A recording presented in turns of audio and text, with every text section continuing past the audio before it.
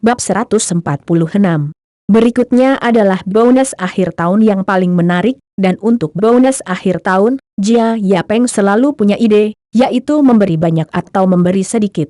Berikan yang banyak, seperti bonus akhir tahun 6 bulan sekali, agar orang bisa mengingat kebaikan Anda. Jika Anda tidak memberi banyak, Anda hanya dapat memberikannya selama sekitar 1 bulan. Bagaimanapun, berikan waktu sebentar. Yang paling tabu adalah memberi tengah, bukan menyanjung atau menabung. Jia Yapeng selalu bermurah hati dengan uang. Jika dia mendapat lebih banyak, dia harus memberi lebih banyak kepada para pekerja. Hanya dengan cara ini dia bisa memiliki kohesi. Tidak ada yang nyata akhir-akhir ini.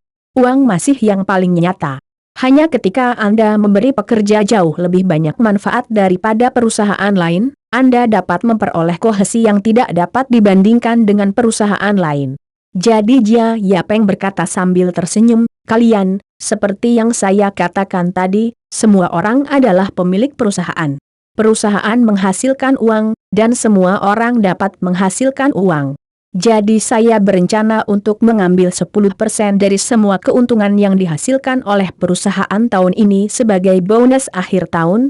Ini juga akan menjadi tradisi perusahaan di masa depan. Ke depan, bonus akhir tahun tahunan perusahaan adalah 10% dari semua keuntungan yang dihasilkan perusahaan tahun lalu. Jika perusahaan menghasilkan lebih banyak tahun lalu, semua orang secara alami akan menghasilkan lebih banyak.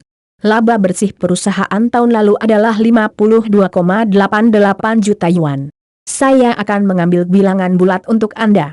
Kali ini, perusahaan akan mengambil 5,3 juta yuan sekaligus sebagai bonus akhir tahun untuk semua orang.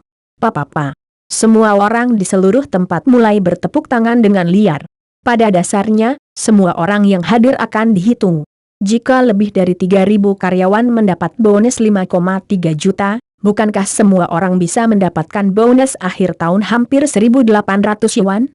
Menurut gaji saat ini 200 yuan sebulan, setiap orang akan mendapatkan bonus akhir tahun yang setara dengan gaji setengah tahun, yang merupakan hadiah yang sangat besar. Semua pekerja menjadi bersemangat. Mereka memandang Jia Yapeng dan ingin melihat bagaimana Jia Yapeng membagikan hadiahnya. Dengarkan saja Jia Yapeng. Untuk mendistribusikan bonus ini secara adil dan seadil-adilnya, saya telah memutuskan untuk memperkenalkan mekanisme penilaian kinerja lanjutan internasional untuk mengevaluasi pekerjaan Anda tahun lalu. Setelah penilaian, Anda bisa mendapatkan skor kinerja. Melalui skor kinerja ini, Anda bisa bagikan bonus akhir tahun ini dengan jumlah total 5,3 juta yuan. Bagaimana cara menghitung skor kinerja? Pertama-tama, itu akan dihitung sesuai dengan masa kerja Anda. Mengambil 1 tahun sebagai unit, jika Anda bekerja terus-menerus di perusahaan selama lebih dari 1 tahun, Anda akan mendapatkan skor kinerja 1 poin. Jia Yapeng berhenti, dan para pekerja mulai berbicara. Sebagian besar pekerja yang hadir tidak memiliki pendapat tentang hal ini. Karena 3.000 pekerja, kecuali ratusan pekerja yang menduduki jabatan mereka tahun lalu, sebagian besar pekerja baru bergabung dengan kelompok dakian tahun ini, jadi semua orang berdiri di garis awal yang sama, dan tentu saja tidak ada pendapat untuk dibicarakan. Beberapa ratus pekerja senang. Banyak dari mereka mulai bergumul dengan orang tua Jia Yahong 10 tahun lalu. Kemudian mereka bisa mendapatkan 10 poin kinerja sekaligus, yang bisa memberi mereka banyak uang. Kedua, dihitung menurut jam kerja Anda tahun ini. Kecuali hari libur resmi nasional setiap tahun, jam kerja semua orang tetap sepanjang tahun. Misalnya, hari kerja resmi tahun ini adalah 251 hari, total 2008 jam. Tanda seru. Kemudian, berdasarkan jam 2008, Anda akan mendapatkan 1 poin kinerja untuk setiap 100 jam Anda menambah jam kerja Anda tahun ini. Kurang 100 jam dari waktu ini juga akan mengurangi poin kinerja Anda. Tentu saja, mengingat beberapa kekuatan yang tak tertahankan dalam hidup, karyawan yang meminta cuti karena cuti melahirkan dan kecelakaan kerja akan dihitung sesuai dengan jam kerja normal mereka. Untuk cuti sakit, ini akan ditentukan oleh Departemen Penilaian Kinerja khusus sesuai untuk situasi tertentu. Kedua, Berdasarkan penilaian kehadiran penuh Anda di perusahaan tahun ini, jika Anda mencapai target kehadiran penuh tahun ini, yaitu Anda pergi bekerja tepat waktu setiap hari, Anda bisa mendapatkan 5 poin kinerja. Jika Anda gagal lulus kehadiran 1 hari, Anda akan dikurangi 1 poin kinerja. Jika Anda melebihi 3 hari, Anda akan dikurangi 2 poin. Jika Anda melebihi 5 hari, dan jika Anda melebihi 7 hari, Anda akan diberi hadiah dipotong lebih dari 10 hari. Ngomong-ngomong, kalau lebih dari 20 hari, perusahaan akan melunasi gajimu secara langsung. Kamu bisa pergi. Akhirnya, kami akan membentuk Departemen Penilaian Kinerja yang terpisah, dan staf departemen akan bertanggung jawab untuk berpatroli di unit kerja setiap hari. Begitu ditemukan perilaku yang melanggar disiplin kerja, poin kinerja akan dikurangi sesuai dengan situasi yang sebenarnya, yang tidak akan dipecah di sini. Demikian pula, perusahaan juga mendorong mereka yang telah membuat prestasi positif kepada semua orang. Misalnya, Anda telah meningkatkan proses produksi di tempat kerja, Anda telah menemukan celah produksi di tempat kerja, atau Anda telah melaporkan perilaku beberapa orang yang merugikan kepentingan perusahaan secara pribadi.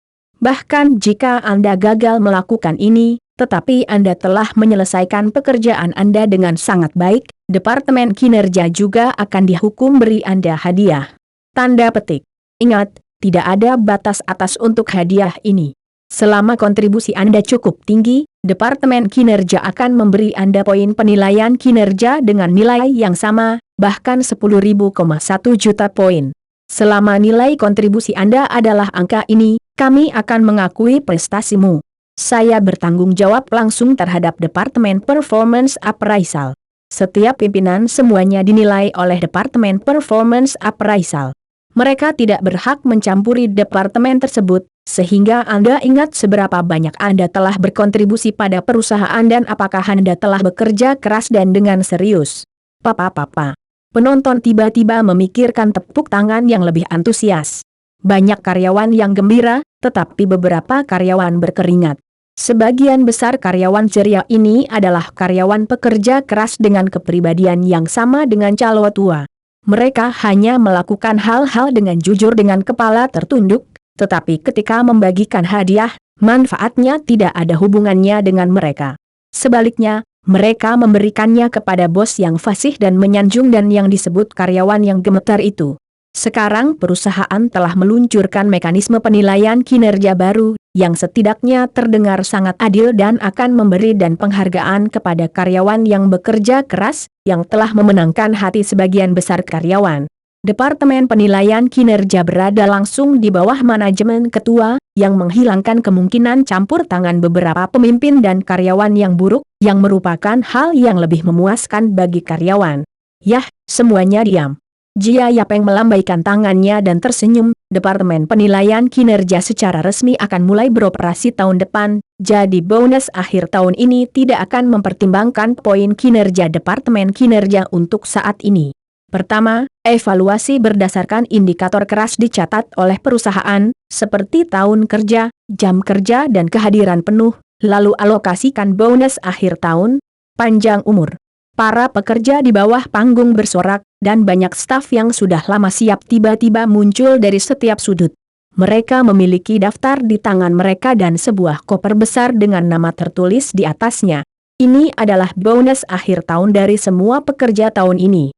Nyatanya, Jia Yapeng telah mempersiapkan semua pekerja sehari sebelumnya dan membagikannya langsung sesuai nama mereka.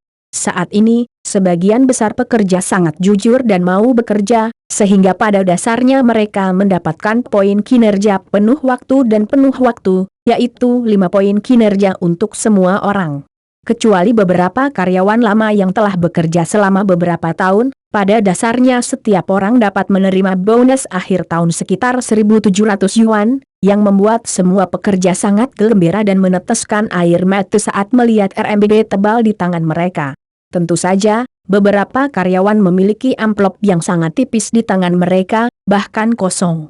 Ini adalah karyawan yang tidak masuk kerja tepat waktu dan meminta cuti pada hari kerja. Namun mereka tidak memenuhi standar pemecatan, sehingga pada akhirnya mereka hanya mendapat amplop kosong, yang membuat banyak orang menundukkan kepala karena malu dan bersumpah untuk bekerja keras. Ada juga orang yang tidak puas dan memutuskan bahwa paman tidak akan melayani, tetapi Jia Yapeng lebih menyambut kepergian mereka. Banyak dari mereka mendapat bonus akhir tahun lebih dari 2.000 yuan, yaitu karyawan yang mendapat banyak poin kinerja karena segala macam lembur, yang membuat pekerja lain iri. Lagi pula, saya biasanya mendapat 1,5 kali gaji saya untuk lembur. Sekarang saya memiliki keuntungan ekstra di bonus akhir tahun. Lembur hanyalah hal terbaik di dunia. Sejak saat itu, ribuan pekerja telah membentuk kebiasaan baik untuk bekerja lembur dan menyukai lembur. Dan ini bukan yang terindah. Apa yang terindah?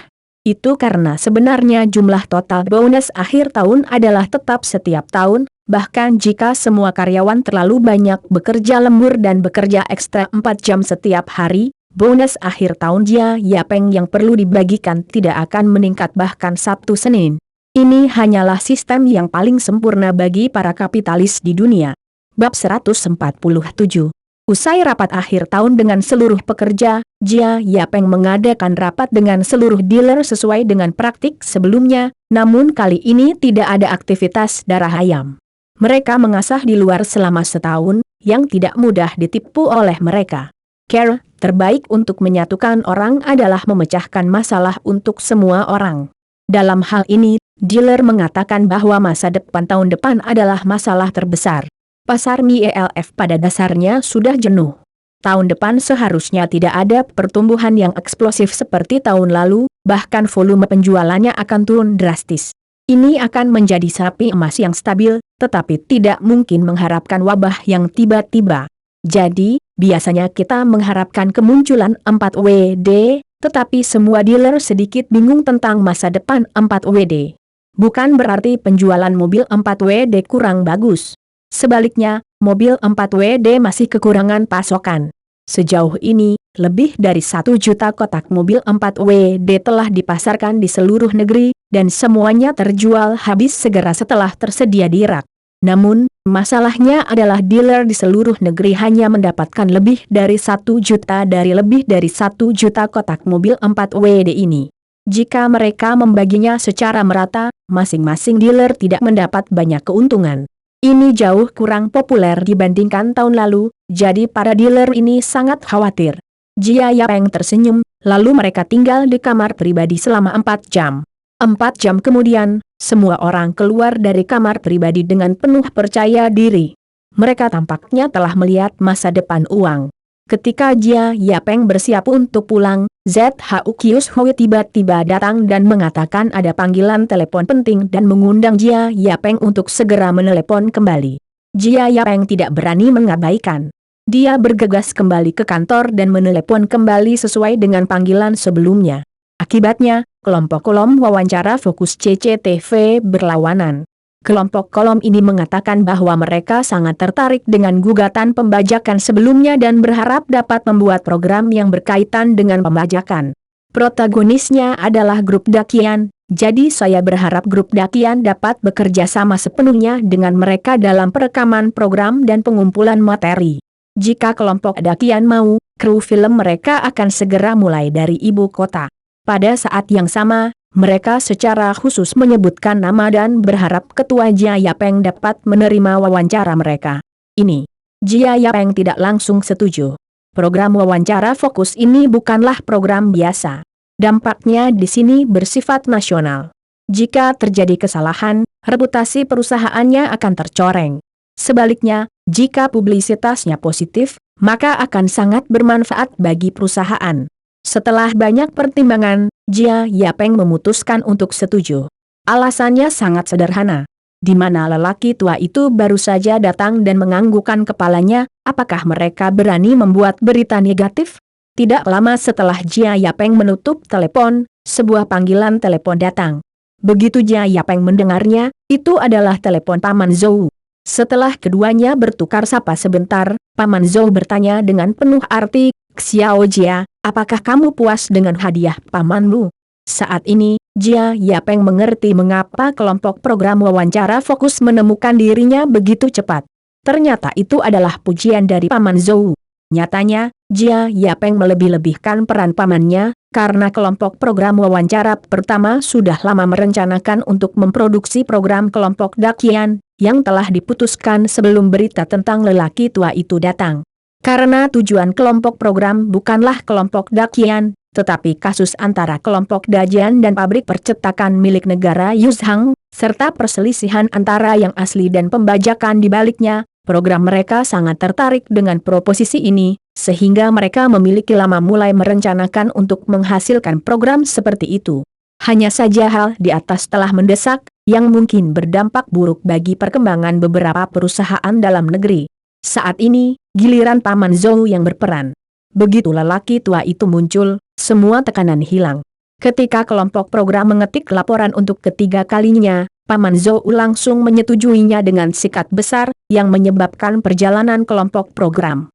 Aksi di sana cukup cepat. Segera setelah Jia Yapeng setuju, para kru berangkat dengan kereta keesokan harinya dan tiba di kelompok Dakian pada sore hari di hari ketiga. Usai istirahat malam, acara mulai merekam tanpa henti.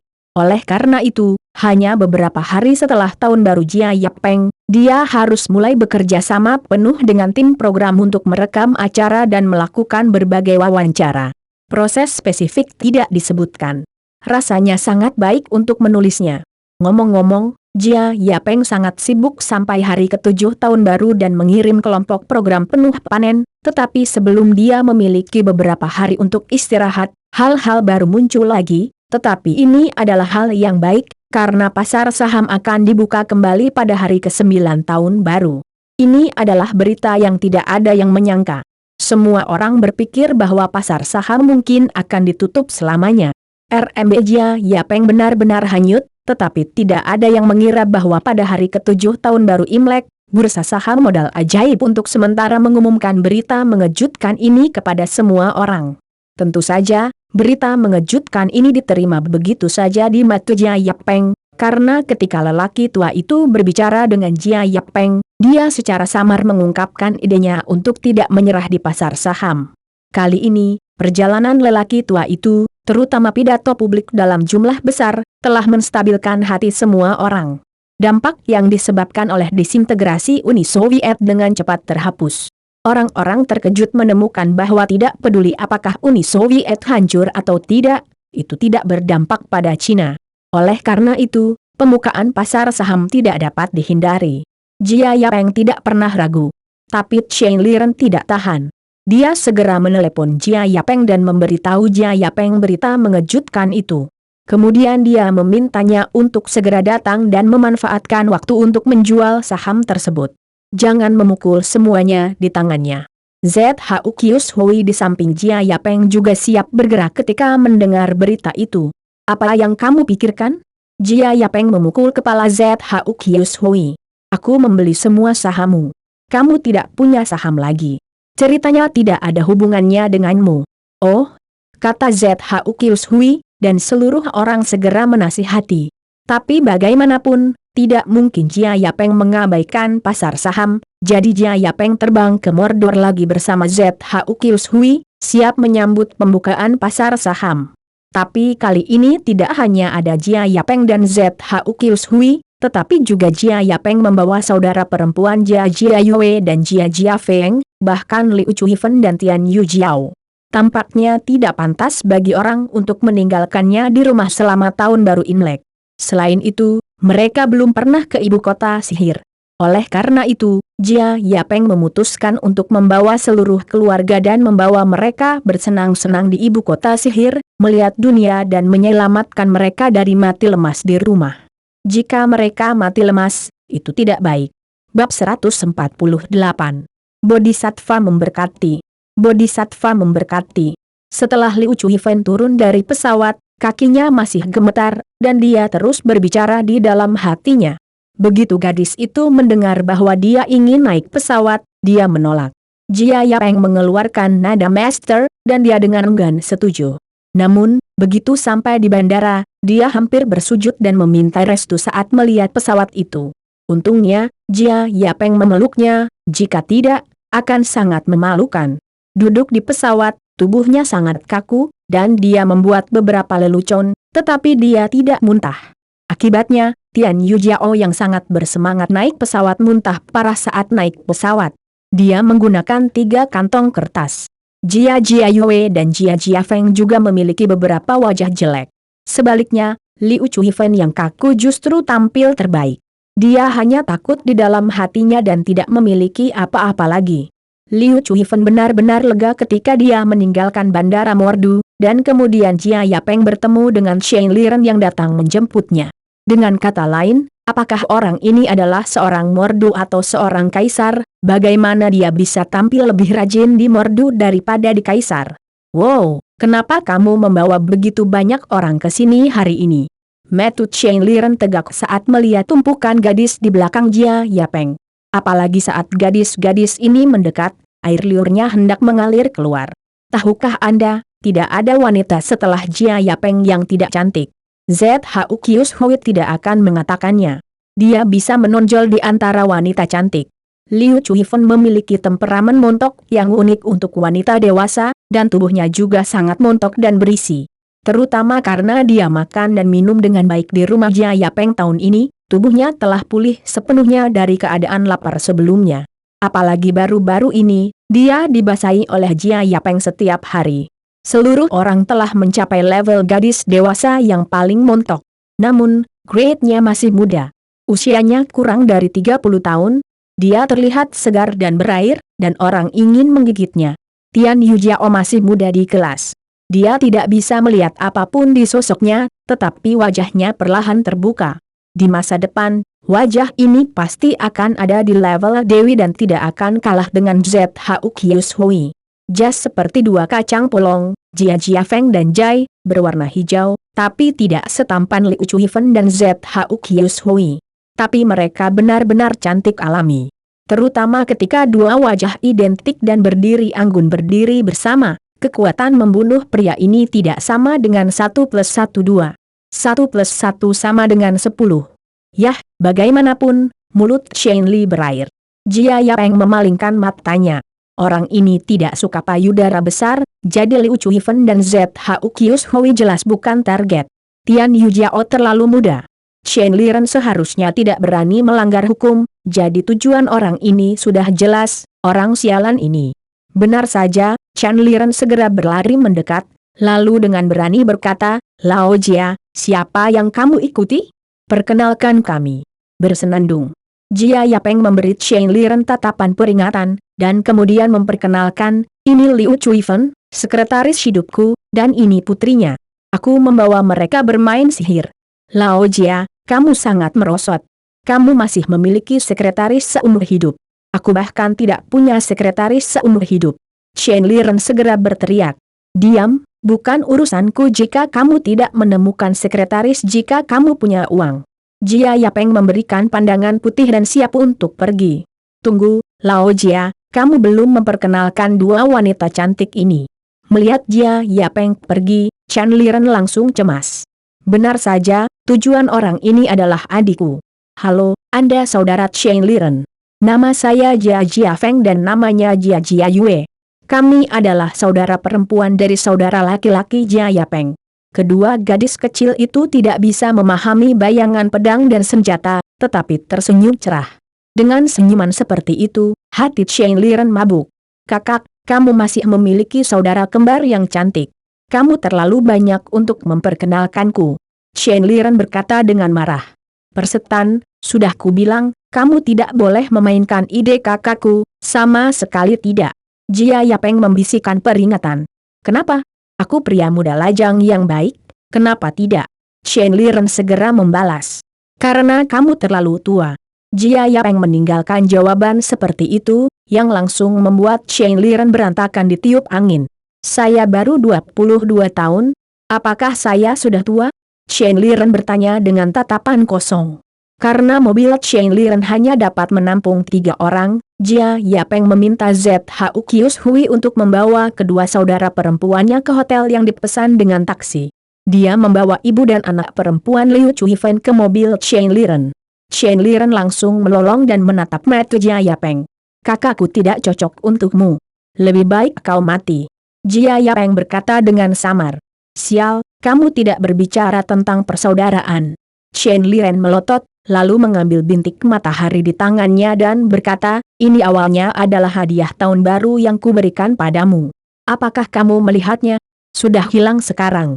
Jia Yapeng tidak tertarik dengan hadiah tahun baru Chen Liren, tetapi ketika dia melihat bungkusan kotak itu, matanya berbinar, lalu mengambil kotak itu langsung dari tangan Chen Liren, tersenyum dan berkata, terima kasih, saudara yang baik. Kau bajingan, kembalikan barang-barangku. Teriak Chen Liren. Kamu mengemudi dengan baik, jangan mengalami kecelakaan. Jia Yapeng menjatuhkan kalimat, mengabaikan Chen Liren, dan dengan hati-hati melihat mainan super besar di tangannya. Ternyata ini kakak laki-laki legendaris. Pengalaman yang sangat panjang. Jia Yapeng sebaiknya menghela nafas. Yaitu betul. Hadiah yang diberikan Chen Liren kepada Jia Yapeng adalah seorang kakak laki-laki, ponsel besar yang diproduksi oleh Motorola tahun 1990-an. Jia Yapeng tidak sabar untuk membuka kotak itu, lalu mengeluarkan ponsel super seukuran kepalanya. Nah, daripada menyebut itu ponsel, Jia Yapeng lebih suka menyebut itu telepon rumah, karena pada dasarnya ukurannya sama dengan telepon rumah. Jia Yapeng kemudian melihat ke aksesoris ponsel dan menemukan bahwa hanya ada satu manual, pengisi daya, dan baterai yang sangat besar. Baterainya hampir sebesar ponsel itu sendiri dan seukuran baterai laptop. Baterai 5 ini bisa digunakan selama beberapa bulan. Jia Yapeng menghela nafas melihat ukuran baterainya. Kamu bermimpi. Ini bagus untuk beberapa bulan. Aku beritahu kamu, baterainya hanya bisa bicara paling lama setengah jam. Kamu harus mengisinya setiap hari, jangan menyebutkan masalahnya. Chen Liren bergumam ke samping. Hanya setengah jam. Melihat baterai besar di tangan, tampaknya teknologi baterai dunia telah membuat terlalu banyak kemajuan dalam 30 tahun terakhir. Jika Anda tidak memiliki hati nurani, saya berutang 6.000 yuan biaya akses internet. Anda sangat tidak tahu berterima kasih. Chen Liren masih menggerutu. Apa, berapa tarif yang Anda kenakan untuk akses internet? Jia Yapeng tercengang saat mendengar sosok ini. Bab 149. Padahal, Jia Yapeng sudah lama ingin membeli ponsel. Toh, ponsel itu masuk pasar Cina pada 1987. Dengan modal Jia Yapeng, dia bisa membeli ponsel sejak lama. Hanya karena terlalu sedikit BTS komunikasi yang dibangun saat ini, hanya beberapa kota seperti ibu kota Kaisar, ibu kota iblis, ibu kota sihir, dan desa nelayan yang telah membangun stasiun pangkalan. Tidak ada BTS di Provinsi Xinjiang, dan ponsel tidak dapat digunakan di Provinsi Xinjiang. Apalagi di era sekarang ini, jumlah ponsel masih sistem kuota. Jumlah ponsel di negara ini ribuan tahun, dan pada dasarnya dirampok begitu dirilis. Meskipun bukan masalah besar untuk mendapatkannya berdasarkan status Jia Yapeng terlalu malas untuk menyia-nyiakan bantuan itu. Yang terpenting, Jia Yapeng yang dulunya menggunakan ponsel kecil benar-benar tidak beradaptasi dengan memegang ponsel sebesar kepalanya. Jadi Jia Yapeng tidak pernah membeli ponsel. Tanpa diduga, Chen Liren berinisiatif untuk memberikan dirinya sendiri. Dari mulut Chen Liren, Jia Yapeng pun menanyakan detail ponsel tersebut. Pertama-tama, harga ponsel ini adalah 20.000 yuan. Ya, untuk batu bata sebesar itu, harga yang diminta adalah 20.000 yuan. Anda bisa membeli rumah seluas 12 meter persegi di Didu. Kedua, biaya akses jaringan ponsel ini adalah 6.000 yuan. Berapa biaya aksesnya? Anda pergi ke ponsel Huaxia untuk membuka nomor ponsel Anda sendiri. Biaya pembukaan adalah 6.000 yuan. Singkatnya, jika Anda mengajukan kartu ponsel, Anda harus membayar 6.000 yuan. Melihat di sini, saya yakin Anda akan merasa sangat misterius. Di era ini ketika Anda tidak ingin sepeser pun untuk kartu itu, tetapi memberi Anda banyak hadiah dan memohon Anda untuk membuat kartu berlutut, pasti sulit bagi Anda untuk percaya bahwa setengah dari kartu ponsel saya berharga 6.000 yuan, yang merupakan harga rumah 4 meter persegi di ibu kota kekaisaran.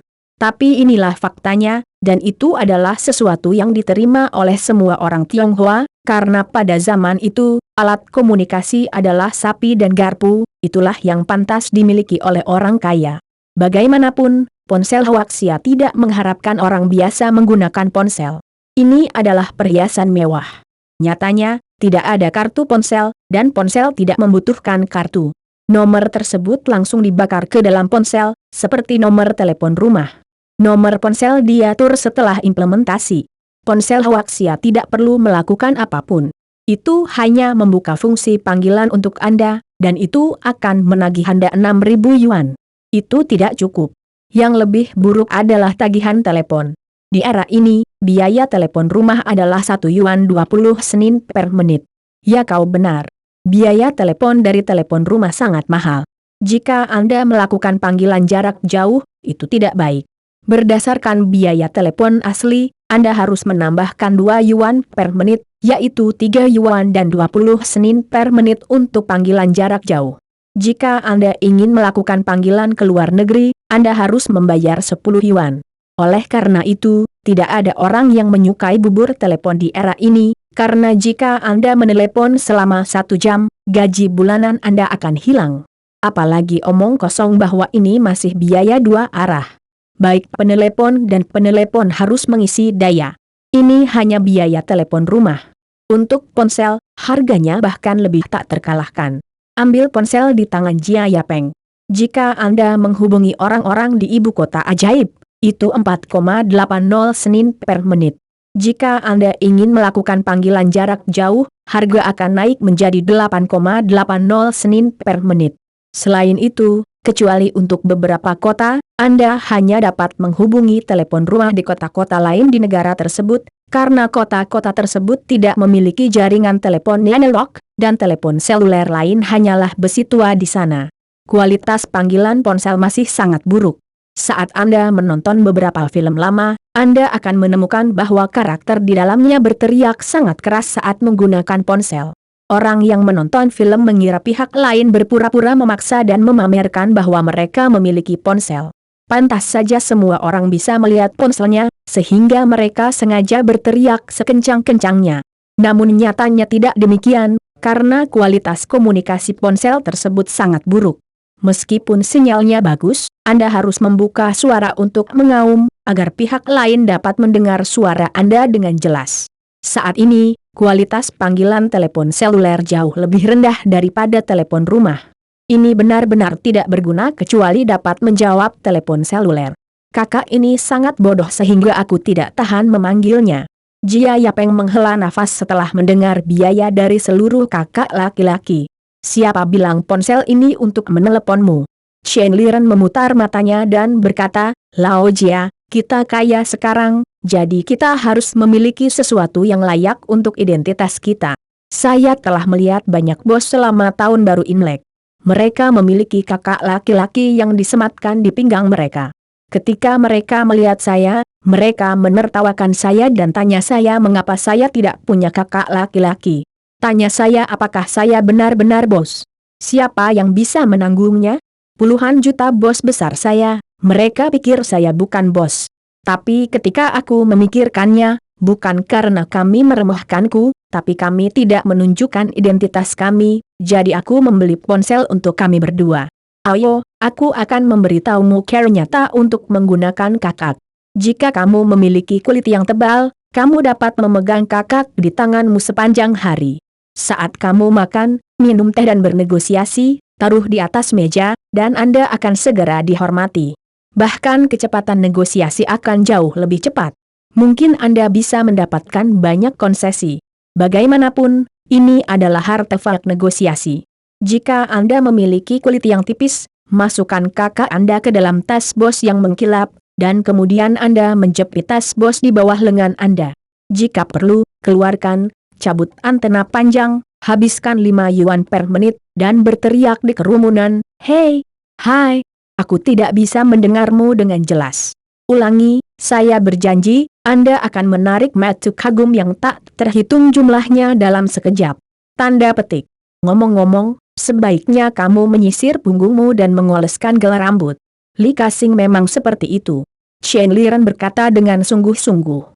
Melihat tas bos besar di sebelah tempat duduknya, pria ini sepertinya sangat ingin melakukannya. Kamu sebaiknya tidak pergi denganku di masa depan. Melihat ini, Jia Yapeng buru-buru berkata, lalu bersumpah di dalam hatinya bahwa yang terbaik adalah meninggalkan jarak 10 meter dengan Chen Liren di depan umum, jika tidak maka akan terlalu memalukan. Hei, apa yang saya ajarkan adalah semua pengalaman sosial. Bisakah Anda berpikiran terbuka dan mudah dipelajari? Chen Liren berkata dengan marah. Oke, aku akan mengambil ponselmu, tapi terlalu besar dan merepotkan. Akan lebih nyaman digunakan saat diperkecil seukuran telapak tangan. Jia Yapeng menggelengkan kepalanya. Menciutkan seukuran telapak tangan? Bagaimana ini bisa terjadi? Bagaimana ponsel bisa menyusut hingga sekecil itu? Ini tidak mungkin. Chen Liren segera membalas. Lebih dari itu, ponsel tidak hanya bisa menyusut seukuran telapak tangan, tapi juga kita bisa menonton TV di dalamnya. Jia Yapeng tersenyum. Tiup saja. Tidak mungkin mempelajari teknologi ini selama ratusan tahun. Chen Liren tampak menghina, dan kemudian Jia Yapeng berhenti berbicara. Sungguh, memperdebatkan topik ini dengan Chen Liren hanyalah menurunkan ikinya. Nyatanya, ponsel hanya bisa hidup beberapa tahun lagi, karena pada tahun 1992, Nokia akan meluncurkan ponsel terobosan Nokia 1011, dan ponsel ini akan menghilangkan bentuk ponsel dan menjadi ponsel sungguhan, yaitu ponsel nyata yang dapat dioperasikan sepenuhnya dengan satu tangan. Sejak saat itu, Nokia mulai mendominasi industri ponsel Cina selama 10 tahun, namun, Nokia 1011 belum diluncurkan. Dalam kesan umum orang, ponselnya harus sebesar itu, dan Jia Yapeng terlalu malas untuk mengatakan apapun. Namun di saat yang sama, mata Jia Yapeng juga menatap ponselnya. Dia ingat beberapa kata yang dikatakan lelaki tua itu pada dirinya sendiri, dan sebuah ide tiba-tiba muncul dari hatinya. Bisakah saya membuat ponsel? Bab 150.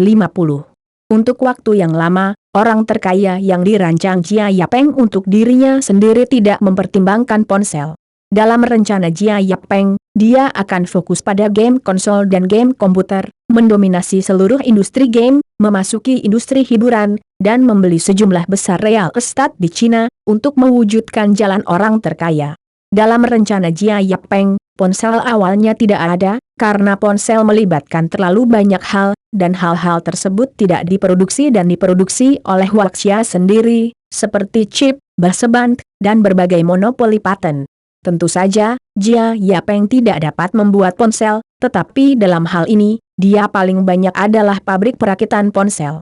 Dia membeli berbagai komponen dengan harga tinggi dari orang asing, atau membeli berbagai lisensi paten, dan akhirnya merakitnya menjadi apa yang disebut ponsel dalam negeri.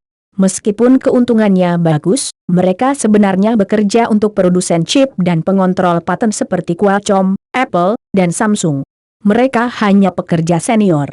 Misalnya, pabrik biru hijau dan Xiaomi, perusahaan dan bisnis mereka terlihat makmur, tetapi pada analisis terakhir, mereka hanyalah pekerja senior, jadi Jia Yapeng tidak berpikir untuk mengembangkan ponsel di awal. Lagi pula, uang ini terlalu sulit didapat. Tidak ada industri game dan hiburan untuk menghasilkan uang. Dengan semua jenis pengetahuan dan ingatan yang ada selama 30 tahun di benak Jia Yapeng, ketika dia menjadi peniru, dia dapat menyalin kerajaan bisnis. Betapa sulitnya membuat ponsel. Itu hanya orang bodoh. Namun, setelah mengobrol dengan lelaki tua itu, ide Jia Yapeng berubah. Karena dia ingin mengembangkan teknologi elektronik secara mendalam dan berkontribusi untuk Cina dan negara, tentu tidak baik menjadi copywriter. Pada awalnya, ide Jia Yapeng adalah untuk mengembangkan ilmu dan teknologi komputer. Karena di masa depan, Jia Yapeng akan banyak menyalin permainan komputer, sehingga sangat penting untuk memiliki perusahaan ilmu dan teknologi komputer sendiri. Pada saat itu, akan sangat bagus untuk menghasilkan beberapa ilmu dan teknologi komputer baru. Jia Yapeng tidak pernah memikirkan masalah ponsel. Hingga saat ini, sebuah ponsel muncul di tangan Jia Yapeng. Jia Yapeng tercengang saat mengetahui bahwa mungkin ponsel adalah titik masuk yang paling cocok untuknya. Saat ini, komputer telah sepenuhnya dimonopoli oleh perusahaan sains dan teknologi Amerika.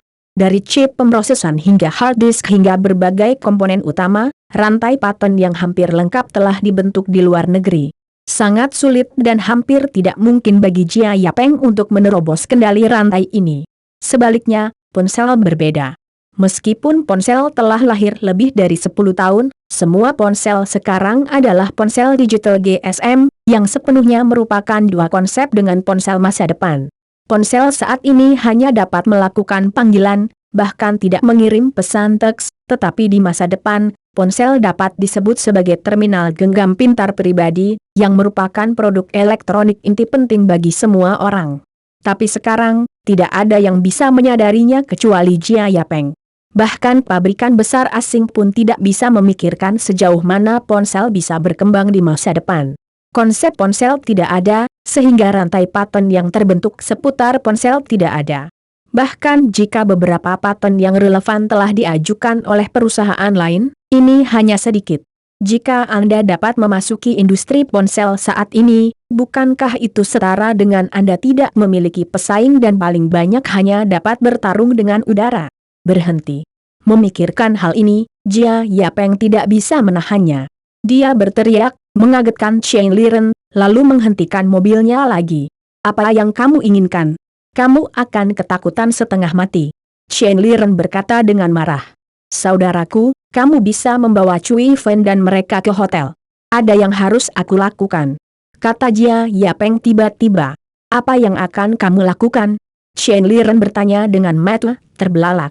Jangan khawatir tentang itu. Aku punya sesuatu yang penting untuk dilakukan. Terima kasih telah mengirim orang kepadaku. Kata Jia Yapeng. Dia mengambil salah satu tasnya dan langsung keluar dari mobil, meninggalkan ibu dan putri Liu Cui Fen serta Chen Liren di dalam mobil. Dia menghentikan taksi dengan cepat. Orang ini, tidak bisakah dia memikirkan Caroline untuk menjadi kaya? Chen Liren bergumam, lalu menyalakan kembali mobilnya dan membawa pria itu ke hotel. Di sisi lain, Jia Yapeng yang naik bis berkata kepada pengemudi, Tuan, pergi ke perusahaan teknologi pendiri ajaib. Jia Yapeng yang masuk ke dalam taksi langsung berkata kepada supirnya. Sopir melirik kakak laki-laki di tangan Jia Yapeng, menatap Jia Yapeng dengan kaget, lalu berkata, Bos, di mana perusahaan yang Anda katakan? Saya tidak tahu. Apakah kamu tidak tahu? Jia Yapeng tertegun. Kemudian dia ingat bahwa Founder Technology hanyalah sebuah perusahaan kecil saat ini. Seorang sopir taksi bisa tahu di mana Founder Technology berada. Coba saya lihat. Sepertinya 360 Pudong South Road. Anda bisa membawa saya ke 360 Pudong South Road. Jia Yapeng mengeluarkan dokumen dari tasnya, melihatnya, lalu berkata sambil tersenyum. Oke. Sopir taksi itu mengangguk. Xiao Xiali mulai dalam sekejap dan pergi bersama Jia Yapeng. Kakak Wang, apakah menurutmu kita bisa mendapatkan bonus akhir tahun hari ini? Di kantor yang luas namun gelap, seorang pemuda yang duduk di meja depan bertanya kepada rekan-rekannya dengan penuh harap. Bonus akhir tahun. Mimpi saja. Tidak akan ada bonus akhir tahun sebelum tahun. Apakah Anda berharap mendapat bonus akhir tahun setelah tahun? Tidak yakin apakah Anda dapat membayar gaji nanti? Kata saudara Wang dengan marah. Mengapa? Apakah ada yang salah dengan operasional perusahaan? Pemuda itu bertanya bingung. Saya tidak tahu, tapi saham perusahaan jatuh berantakan. Saya dengar mereka rugi puluhan juta. Seluruh perusahaan panik. Saya tahu itu tidak akan terdaftar. Saudara Wang menghela nafas. Saat keduanya berbicara, pintu kaca perusahaan tiba-tiba didorong terbuka. Seorang pria muda dengan pakaian biasa dan membawa tas masuk. Dia melihat sekeliling dan menemukan bahwa tidak ada tanda-tanda. Dia hanya bisa bertanya, halo, apakah ini Founder Technology? Ada di sini. Cari siapa kawan, atau ada urusan? Pemuda di meja depan segera berdiri dan bertanya. Yah, saya membutuhkan semua catatan pekerjaan, catatan bisnis, bahan produk, dan bahan litbang perusahaan Anda, dengan fokus pada informasi spesifik dari semua paten yang Anda miliki. Ngomong-ngomong, ada semua file dan catatan bisnis dari semua karyawan perusahaan. Selain itu, hubungi manajer umum Anda dan semua orang di Departemen Litbang. Saya harus banyak belajar dari Anda. Sulit bagi Anda untuk menambah shift malam ini. Ini hari ke-8 tahun baru lunar selama beberapa hari. Semua orang sudah pergi bekerja. Mereka semua harus ada di sana. Pria muda itu membuat dan mengejutkan kedua meja depan. Apa yang kamu lakukan di sini? Jalankan perintah dengan cepat. Pemuda itu berkata tidak senang melihat tidak ada pergerakan di dua meja depan. Siapa SBI ini? Kedua resepsionis melontarkan pertanyaan seperti itu pada saat yang sama, dan kemudian berkata, "Kawan, tolong segera pergi dari sini, kalau tidak kami akan memanggil keamanan."